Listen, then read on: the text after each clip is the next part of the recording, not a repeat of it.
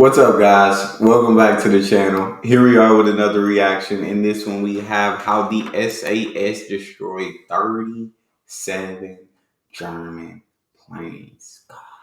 Before we dive in, if you guys have it to enjoy, please don't forget to subscribe, give it a thumbs up. Let's see what we got here.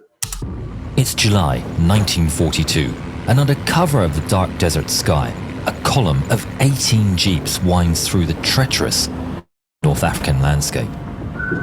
Major David Stirling leads the British Special Forces on a mission to attack a critical German airfield 230 miles northwest of Cairo, deep behind enemy lines. But even though Stirling has confidence in his team, he's feeling anxious. Where's the airfield? Should be right here. The fact that it's somebody, because I've heard of this story, bro, like I've heard it told, but the fact that somebody made a whole video for it and animated it, I gotta give a big shout out to this channel. Yarn Hub. This is absolutely freaking phenomenal. Shout out to that channel. Y'all make sure y'all go subscribe to them, and let's continue. Suddenly, the black of night is replaced by hundreds of bright lights. At first, Stirling thinks they've been spotted, but it's only when the roar of an aircraft's engines pierces the silence that he realizes what's happening. One of the Luftwaffe planes is about to land at their target. On Stirling's left are SAS legends Captain Paddy Mayne, she's a beautiful sight, sir, and Lieutenant Carol Mather. On his right, a unit from the French SAS. The French leader, Aspirant André Zirneld, waits eagerly for Stirling's command. Time to go to work, boys. The men take their positions on the guns. On each jeep sits mounted twin Vickers K303 machine guns, on front and back. Once the men signal they're ready, Stirling starts the attack. Who dares wins? The engines roar to life and the line of jeeps begin to move forward. They race over the desert sand, charging into battle. At around 800 meters from the airfield, the once messy fleet of jeeps forms into a neat line, with Stirling's vehicle right in the middle, and Zirnheld and the others flanking either side. Oh my God. Then, as one of the commandos who was there, Stephen Hastings, said, "There was, first, one tentative burst, then the full-on chaos of 68 machine guns blasting away." The power of the guns shake and rattle the jeeps as I they can't even imagine the power of 68 machine guns all firing at the same time, bro. I can't imagine seeing the damage that they done, seeing all the light from the flashes when the bullet leaves, bro, 68. spray the target randomly. The twin Vickers are now firing 1,000 rounds per minute. That's 34,000 rounds of ammunition tearing across the illuminated runway every 60 seconds, tearing any aircraft they hit to pieces. From the Germans' perspective, it's just a wall of fire and noise, with red and white tracer bullets zipping towards them, tearing through anything they hit. You would think it's a whole army, bro, headed your way. You wouldn't think it's just 20, 30 men. I'm not sure exactly how much. You would think that there's over 100. There's an entire army, bro, headed your way with the way they lighten up the air. Bullets light the planes on fire. It's a terrifying sight. The German Ju-52 that was coming into land spots the trace of fire, but they're already on their final approach and are forced to touch down. Right after they land, the German defenders cut the lights, plunging the airfield back into darkness. The attackers stop firing, but this is just the start of their plan. Stirling pulls out a flare gun and shoots it into the sky. The flare arcs high, lighting up the desert in green. Forward! He calls as the jeeps rush onto the airfield. Stirling leads the charge, followed by Zirnheld with their jeeps rolling onto the runway in a tight formation. Two columns, each about 4.5 meters apart. Stirling becomes the tip of a deadly arrowhead.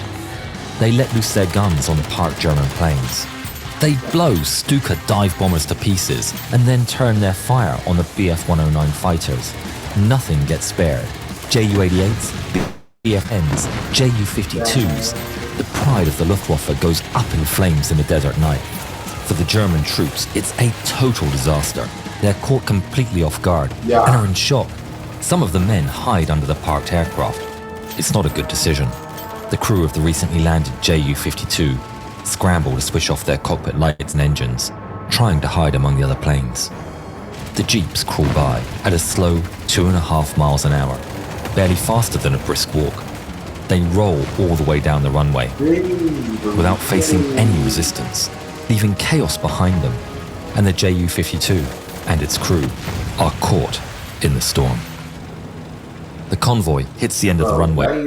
They absolutely shredded those planes, bro. And it was such an organized attack, it felt like. As soon as they got in there, hey, get into 2 columns, y'all shoot that way, we shoot this way, 2.5 miles, make sure everything blows up. And turns towards the taxiway, where more parked aircraft are waiting. Sterling signals to stop and quickly checks that all his jeeps are in line. Satisfied, he gives the go-ahead, and they continue their rampage of destruction down the taxiway. But that short break gives the German defenders a moment to regroup. A few Germans dash for a defensive position, grabbing a 20mm Breda anti-air gun and some portable mortars. One German soldier yells, Wenn wir sie nicht aufhalten, ist alles verloren. They let loose a mortar. Sterling hears a whistle overhead, and then the first mortar falls in the center of the formation, between the jeeps, almost taking out Zirnhell and the others. Then the German anti-air guns and Italian Breda cannons begin to fire wildly at the British soldiers. Bullets whiz over the commandos' heads. They duck low as they can in the jeeps while the enemy barrage sweeps through their formation. A gunner, Trooper John Robson, gets hit and slumps over his machine gun. They need to take out that Breda. Sterling shouts to his gunner, Sergeant Johnny Cooper. Get that gun! As Johnny rounds on the Breda gun, one of its shells crashes through Sterling's jeep, missing his knees by inches. Sterling's jeep grinds to a halt. He shouts, Why won't it go? We haven't got an engine. and another jeep pulls up for them. It's Robson's, and Sterling is met with the terrible sight of the young soldier lying on the back of his jeep. What little was left of his head is resting against his gun. Jesus. Sterling's new jeep rejoins the column, which is busy pummeling the enemy position. Mortar rounds continue raining down, shaking the ground and sending shrapnel flying into the air. But the men of the SAS do not let up.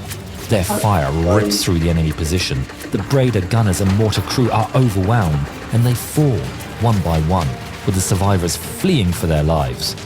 When the column reaches the end of the taxiway, Sterling honks his horn and orders a complete stop. The jeeps park around him, and he shouts for them. Completely insane, bro. They were unfazed being fired at with these guns by the Germans, bro. They kept going about their mission as if they weren't being fired at, which is insane. To shut off their engines so he can be heard. The airfield falls into ghostly silence, illuminated by the giant bonfire that used to be Luftwaffe squadrons. Everyone okay? Yes. Yes. Yes, sir. Sterling is relieved to find that Robson is their only casualty. How much ammo have you got left? They still got plenty of ammo left. No point in leaving things half done. All right. We'll have one more go over this side of the dispersal area, then beat it. And watch out for those bloody Breda guns. The engines roar back to life and they head towards the edge of the airfield. They drive past the wreckage with shredded and burning planes everywhere. Among the debris they spot a Bf-109 that's still intact, and they open fire, turning it into a pile of metal scrap. Sterling raises his flare gun one more time and fires. This time, it's a red flare, and it signals their retreat. They're done. Or so they think. But under the glow, legendary officer Paddy Mayne spots an untouched Ju-52 transport among the wrecks. Without warning, Paddy jumps out of his jeep. He grabs a bomb and places it on top of the transport's wing, before going back to his men. Come on, let's go. The Ju-52 explodes into flames as the SAS men speed off into the night. Shout out Patty Mayne, bro. Shout out Patty Mayne. I love how you put like, comment, subscribe on a piece of shrapnel, bro. That was crazy. This entire video is amazing. Shout out that man, Patty Mayne. Germans will send planes to look for them, but the men have got a plan. Their jeeps split into 4 groups, One group is headed by Lieutenant Carol Mather. They drive through the night, and then, as dawn breaks, they hide their jeeps in thick bushes and decide to cook breakfast. Over the sizzle of sausages and the rumble of boiling water, they hear something. Aircraft! A German dive bomber passes overhead. As it circles by, sweat drips from the men. With a sigh of relief, they realize the Germans haven't seen them. So they carry on cooking their meal, when suddenly they spot another. And another. Mather whispers. It's like a swarm of angry bees! And then shouts to his men, Take cover! all 12 men duck under the bushes and hide. By then, the French group is dangerously out in the open. They manage to find some cover under a small ridge, but it's not enough. And they too hear the roar of engines in the distance. Zirnelt begins to scan the sky, and his eyes lock on the incoming aircraft. Don't move. They all freeze as 4 German Stukas head straight for them. They've been spotted. God Take damn. cover. In a flash, bullets rain down upon their positions, and the soldiers are caught in a deadly storm of lead and sand. While this is happening, Sterling's team is burying their fallen comrade, John Robson. They don't see any German planes, so they use the moment of calm to give him a military-style funeral. God dang, this is insanity, bro. I hope the French get out of this alive. Marking off his grave with a makeshift cross made from cans. But the quiet service is interrupted by the sound of an engine. They freeze and, looking up, lock eyes with another Stuka bomber. Thankfully, it doesn't spot them and flies on. Back at the French camp, it looks like they might have survived the attack. Despite the noise and the chaos, everyone's fine. Then the Germans turn back. The Stukas keep attacking for several minutes until they run out of ammo. As the planes fly away, the desert wind is the only sound remaining. That and a slow, laboured breathing. Second in command, Francois Martin, stumbles back up. It's carnage. 2 of their 3 jeeps are wrecked, and a man is lying on the ground. It's Zirnelt. He's been hit in the stomach and shoulder. They lift him to the remaining jeep and speed away. Night falls at last, and Mather's group pushes on through the desert. His men are thirsty, sunburnt, and desperate, but they're alive. But it doesn't take them long to find the rendezvous point. Soon after, they're joined by Paddy Main's unit, who didn't face much resistance. Sterling's men are also on their way back, but for them, the terrain has proven just as tough an enemy as the Germans. One jeep is a tire, and the men have to abandon it and jump onto another jeep. From now on, the progress will be painfully slow. To make things worse, they can't find any of their landmarks. They're lost, and food and water and fuel are running low. If they can't find the rendezvous point soon, they may never leave the desert. They decide to take a chance and keep moving during the day, but find themselves completely lost. Sterling stares at the endless, unrecognizable desert and fights to put back any negative thoughts. According to the navigator's calculations, they're heading in the right direction. They just have to keep going and hope he's right. They move all day under the scorching sun, but still can't find anything they recognize. Before long, they come across a steep escarpment. They're stuck. The navigator hops out of his jeep and heads to the edge of the cliff to find a way down. When he gets there, his eyes light up. At the bottom, British jeeps parked at the rendezvous point. He runs back, waving his arms in the air. We made it! Sterling's group finally reaches their hideout on July 29th, 2 days after the raid. But it's My birthday is July 28th. This was the day after the young goat came into the world. Obviously, years before I came in, but y'all know what I mean. not a joyous occasion.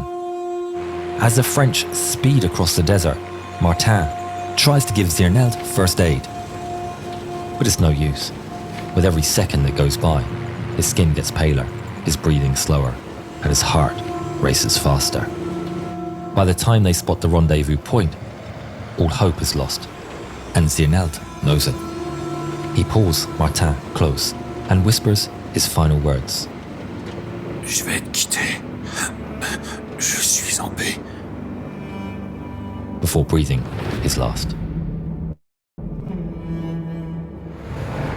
David Stirling would be awarded the Distinguished Service Order and the Order of the British Empire for his outstanding service. And just a few months later, Al's detachment would officially become known as a Special Air Service. Yeah. Martin would find a poem by Zirneld while going through his belongings. Now it's known as the Paratrooper's Prayer, and it's the official poem of the French Airborne Forces. Yo! Did you hear about the small tanks that took on German panzers? Click here and watch the story of when cockroaches hunted panzers.